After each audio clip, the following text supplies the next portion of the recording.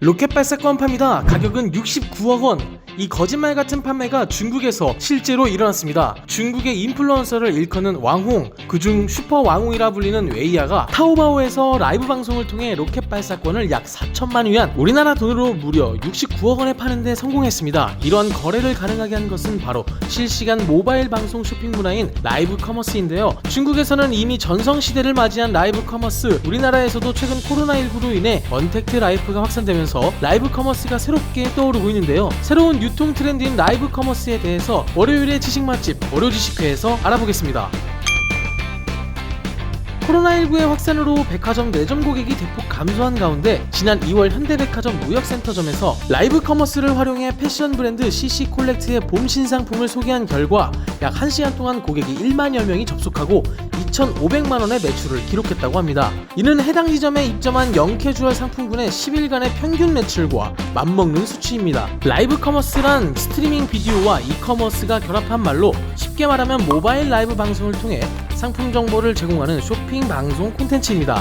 언뜻 보면 라이브 커머스와 홈쇼핑은 같은 거 아냐? 라고 생각하실 텐데요. 소비자와 판매자가 온라인 채팅을 통해 실시간으로 소통하고 정보를 주고받는다는 것이 큰 차이점으로 볼 수 있습니다. 그리고 진행자에도 차이점이 있는데요. 라이브 커머스 진행자의 속성은 인플루언서에 가깝습니다. 즉 그들이 파는 것은 상품이 아니라 팬덤을 대상으로 한 자신의 라이프 스타일을 파는 것이죠. 단순히 입담이 좋은 진행자로부터 구매가 일어나기보다 친근하고 신뢰할 만한 사람에게 구매한다는 것이 홈쇼핑과는 큰 차이점입니다. 이러한 차별점은 진행자인 인플루언서와 팬덤 간의 신뢰관계를 비롯하여 온라인 콘텐츠를 즐기는 문화에서 시작되었습니다. 또한 상품 구매를 원할 때는 앱 내 구매 툴이나 별도의 마이크로 사이트로 연결되는데 이는 직접적인 구매로 이어질 수 있는 중요한 요소입니다. KB 경영연구소에 따르면 라이브 커머스의 성공 요인은 크게 3가지로 볼 수 있습니다. 첫째, 쌍방향 실시간 소통이 가능하다. 소비자들은 브랜드와 제품에 대해 자세히 알고 싶어 하지만 세부 정보 페이지에 소개하는 내용만으로는 한계를 느끼게 됩니다. 그러나 라이브 커머스는 소비자와 판매자가 실시간으로 소통하며 궁금한 점을 해결하기 때문에 상품에 대한 정보를 찾기 위해 검색해야 하는 불편함을 해소해 줌으로써 제품에 대한 정보뿐 아니라 생생한 쇼핑 경험까지 지원할 수 있게 됩니다. 둘째, 생산자, 판매자가 인플루언서다. 홈쇼핑 전문 판매자,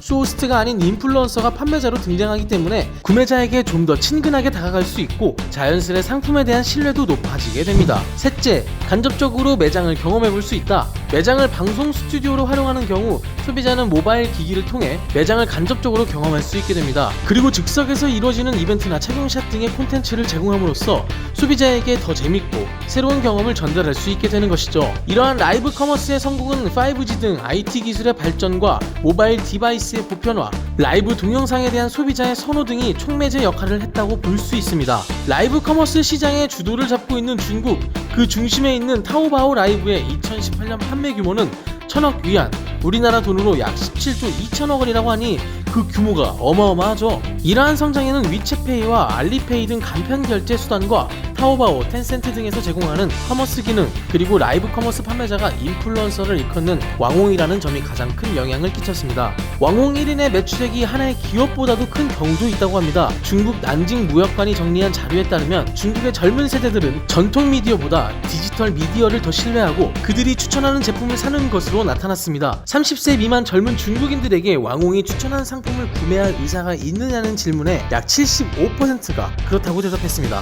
코로나19로 직격탄을 맞은 우리나라의 유통업계 전반에서도 라이브 커머스를 새로운 전자상거래 수단으로 도입하고 있습니다. 국내 최대 포털 사이트인 네이버는 막강한 검색 시장 점유율을 바탕으로 상거래 사업을 키워가고 있습니다. 네이버가 운영하는 스마트 스토어에서 어떤 판매업자든 무료로 실시간 방송 형태로 제품을 소개하고 판매할 수 있는 기능인 라이브 커머스 툴을 도입했습니다. 이런 스마트 스토어에서 제품을 구입한 소비자는 지난달에만 1,000만 명을 넘어섰습니다. 모바일 시장조사 업체 YG 앱에 따르면 지난해 국내에서 가장 많은 결제가 발생한 온라인 쇼핑 서비스는 20조 9,249억 원으로 네이버가 1위였고 다음으로 쿠팡, 이베이 코리아 순이었습니다. 이용자 수, 결제액으로 모든 부분에서 쿠팡을 넘어선 것으로 보입니다. 최근 패션, 뷰티 등 인플루언서 확보에도 공을 들이고 있는데 이는 라이브 커머스 영향력을 확대하려는 포석으로 보입니다. 경쟁사인 카카오는 자회사 카카오 커머스를 설립 후 라이브 커머스 서비스인 톡딜 라이브를 시작했습니다. 톡딜 라이브는 공동구매 개념을 도입하여 다른 이용자들과 함께 상품을 구매하면 보다 저렴하게 구매할 수 있도록 하는 차별화된 서비스를 보여주고 있습니다. 무신사, 스타일쉐어 같은 패션 플랫폼 회사들 뿐만 아니라 롯데백화점, 현대백화점 등도 라이브 커머스를 발빠르게 도입하고 있습니다. 이런 흐름에 발맞춰 금융권에서도 라이브를 통한 고객과의 소통을 강화해 나가고 있습니다. 지난 4월 KB 국민은행에서는 오프라인으로 진행되던 세미나에서 벗어나 유튜브 라이브 방송으로 KB 골든라이프 50플러스 은퇴자산 관리 세미나를 진행했습니다. 전문가와 함께 은퇴자산 관리 주요 분야별 핵심 내용을 알아보는 온라인 자산 관리 세미나로 집에서도 편안하게 자산 관리 솔루션을 접할 수 있게 되어 고객들에게 큰 호응을 얻었다고 합니다. 또한 미래에셋 대우증권과 삼성증권, 한국투자증권 등도 유튜브 라이브 방송과 투자 관련 영상을 업로드하며 최근 코로나19로 이전처럼 수백 명씩 모이는 설명회를 열기가 어려운 상황에서 온라인 인프라를 적극 활용해 나가고 있습니다. 코로나19가 등장한 이후 언택트 문화가 생겨나면서 라이브 커머스, 온라인 강의, 온라인 예배,